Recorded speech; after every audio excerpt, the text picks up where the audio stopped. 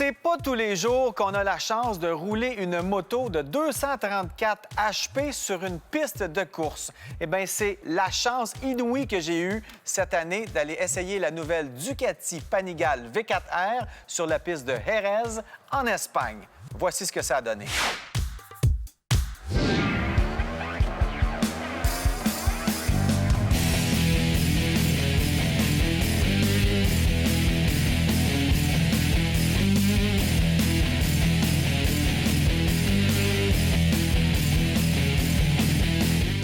Dans un lancement comme ça, on est vraiment avec un traitement royal. On arrive ici, on est pris en charge, on arrive à l'hôtel, donc tout est organisé. Et là, ce matin, on a finalement accès aux pluies. On a des belles V4R qui nous attendent ici. On les a chaussées de pneus de pluie parce que la piste est mouillée. On espère que ça va sécher parce que ce sont des motos vraiment très puissantes. On parle de 224 chevaux pour les motos de base. Si on a un silencieux spécial Akrapovic, ça monte à 230 quelques chevaux, 234 je crois. On a aussi les pilotes de l'équipe de Superbike qui sont là. Chaz Davis a sa moto ici. Regardez la belle moto modifiée, encore plus légère, vraiment adaptée à ce pilote-là. Donc, c'est le traitement qu'on a. Il ne reste plus qu'à les piloter. Alors, on serre les fesses, on pense à s'amuser, on pense à être prudent parce que ce sont des motos presque hors normes, mais qui vont être disponibles pour les consommateurs pour rouler sur la route aussi. Alors, malgré toute la puissance, c'est quand même assez facile à apprivoiser.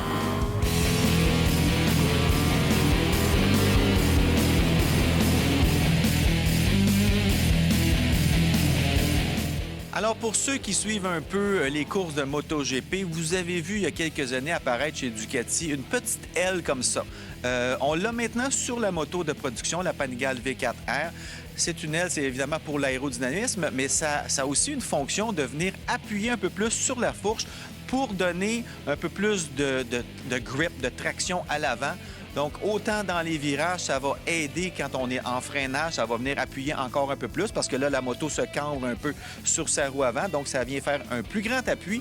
Donc, on parle d'une moto beaucoup plus stable partout sur la piste, autant en virage qu'en ligne droite, qu'en accélération. Ça vient vraiment aider à l'aérodynamisme, qui est d'ailleurs la plus grande particularité de cette nouvelle V4R-là, c'est l'aérodynamisme. On a vraiment beaucoup travaillé avec les techniciens qui ont fait les motos de MotoGP et qui viennent appliquer ce qu'ils ont appris sur les circuits pour les motos de production disponibles pour tout le monde.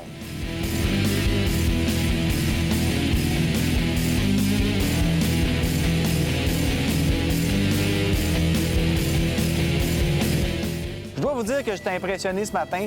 C'est la moto la plus puissante jamais produite chez Ducati, donc des tonnes de puissance, mais tout ça est géré par les aides électroniques qui fait qu'on est tous de très grands pilotes au guidon d'une moto comme ça. Évidemment, c'est assez dispendieux comme moto. Monter comme ça, c'est au-delà de 50 000 $.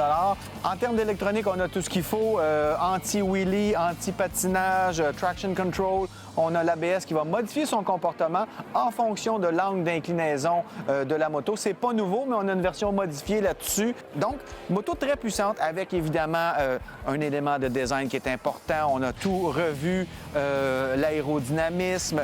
On a les fourches qui sont magnifiques, des fourches Öhlins de série. Donc, vraiment une belle moto. Les freins Brembo, évidemment. On est chez Ducati avec de belles roues et on a eu la chance de la rouler sur des pneus de course, donc des bons vieux slicks.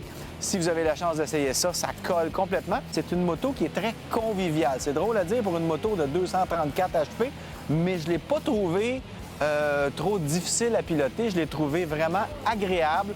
Le son est juste trop débile. Alors voilà, c'est la Ducati Panigale V4R et elle est magnifique.